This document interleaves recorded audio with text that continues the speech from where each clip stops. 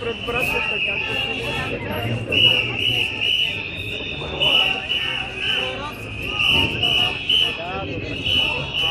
супер чудесно.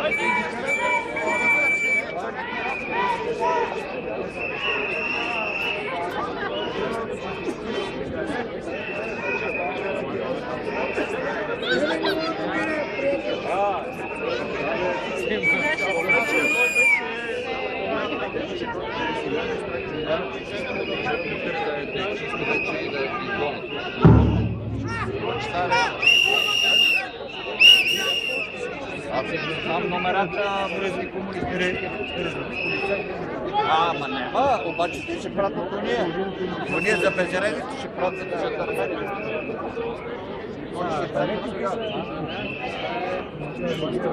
Най-вероятно да ги пратят.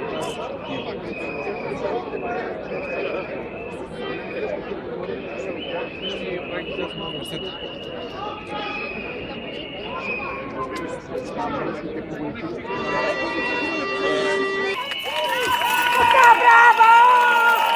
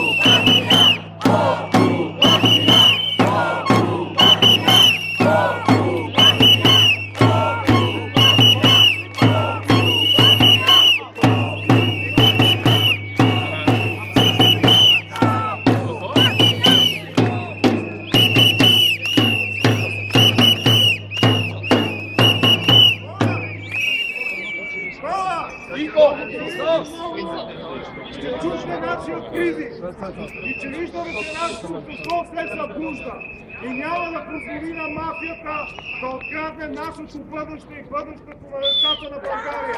Браво!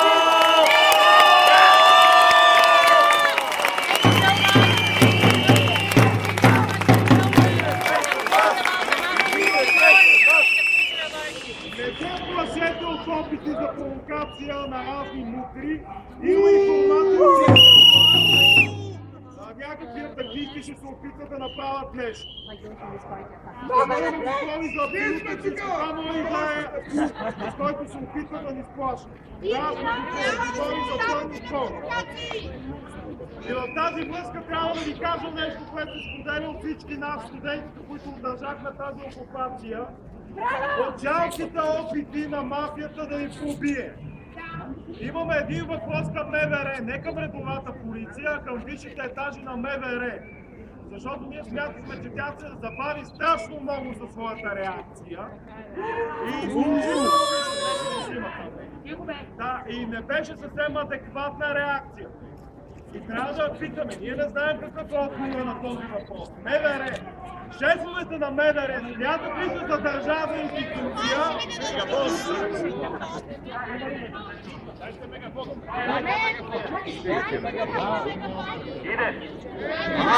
Айде!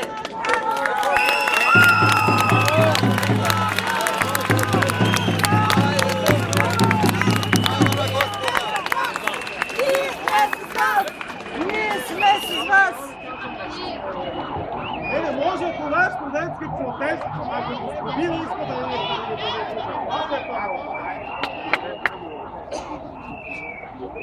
Да, въпросът към висшето ръководство на МВР, тъй като смятаме, че реакцията беше много закъсняла и много неадекватна към тези провокатори.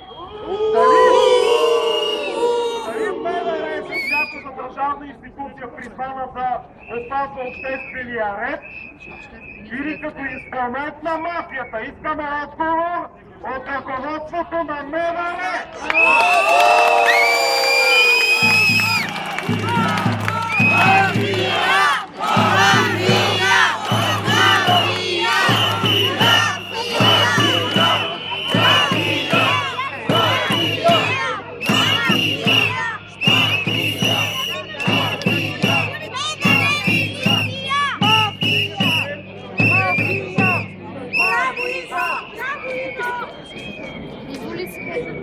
Благословенни брати и сестри! Това става общо народно дело! Все стана опасно. Се вече да, и аз това мисля. Ние сме след тях! Благословени да са нашите деца! И ние! Амин! Знаеш къде каза, че беше? Само не вземе раницата на... Не, бе, чакай! Айде,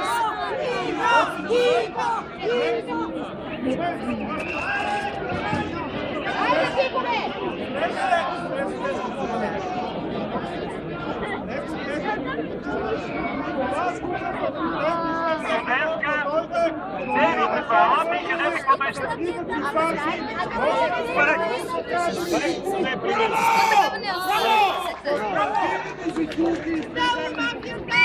Сега искаме да чуем Ивайло Биев.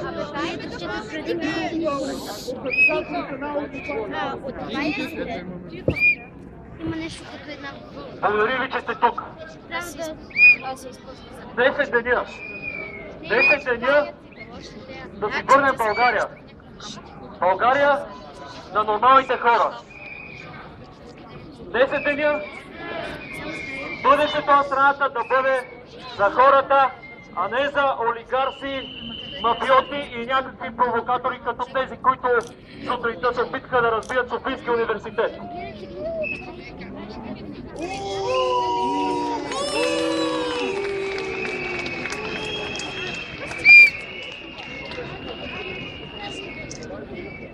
Здравейте, българи! Благодаря ви, че откликнахте на нашия принос, на нашия призив. Чува ли се така? Здравейте, българи! Зад нас в момента седи олицетворението на морала, не на политиката. Тази сграда преди е сваляла недостойни управленци и искам да ви напомня, че първият човек, който беше освиркан от студентите от Софийския университет, Цар Фердинанд, завърши доста печално политическата си кариера. Този прецедент се повтаря много пъти след това и в момента може да видим рязкото противопоставяне. Зад нас е символа на морала. Цяла България вижда в тази сграда идеала, а срещу нас е символа на корупцията и на проваления преход. Мафия!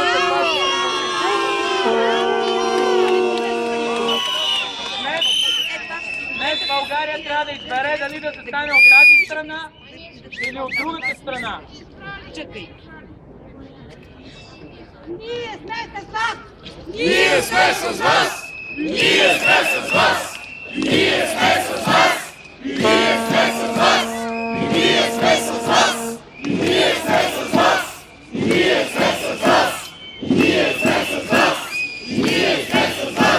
Ние сме с вас! Ние сме с вас! Ние сме с вас!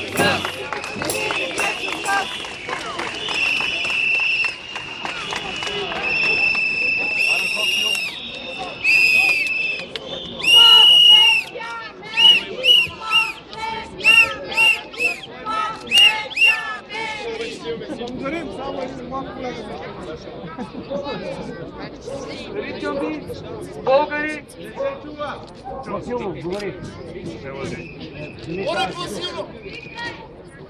Чувате ли така?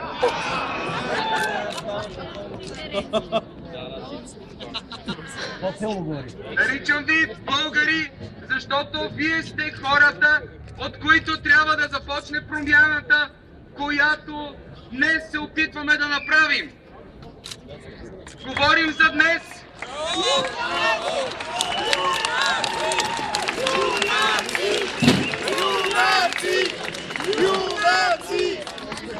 Говорим за днес, защото смятаме, че толкова дни на обществено недоволство стигат.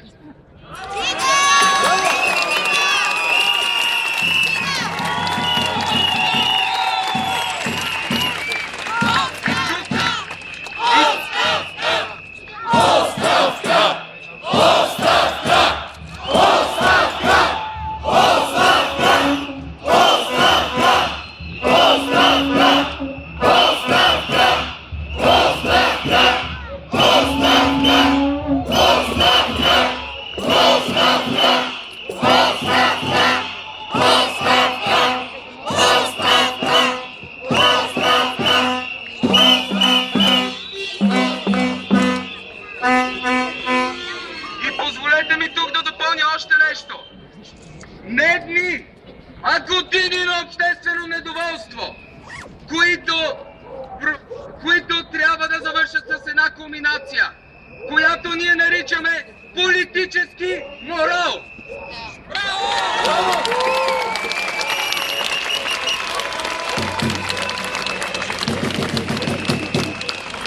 Оставка!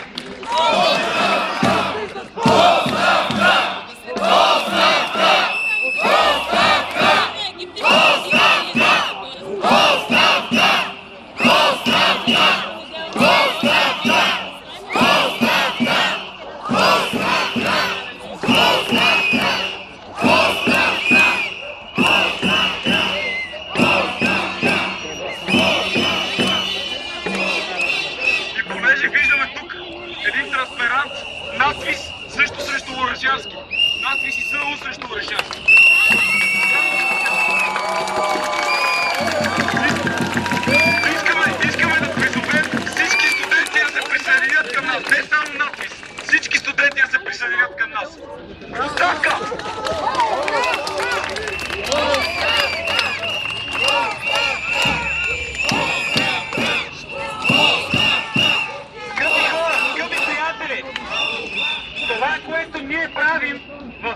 суверена на българския морал, най-общо казано, го правиме, имаме нужда от вашата подкрепа. Вие легитимирате нашето така наречено недоволство, когато някой ни пита какво правим и ние вътре като тези, няма да ги квалифицирам, хора, които ни нападнаха днес. Вие ни трябвате за отговора на този въпрос. Ние трябва да знаем, че вие сте зад нас.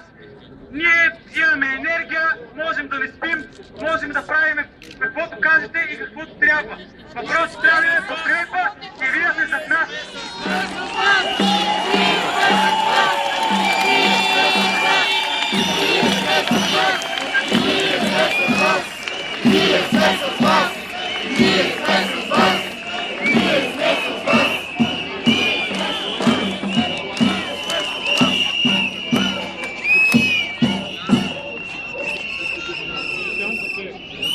Днес сме в Софийския университет и ще бъдем тук, докато е нужно. Няма да си тръгнем. Но нека не забравяме, че това не е самоцел. Целта е Народното събрание и най-вече да изметем всички престъпници, които се намират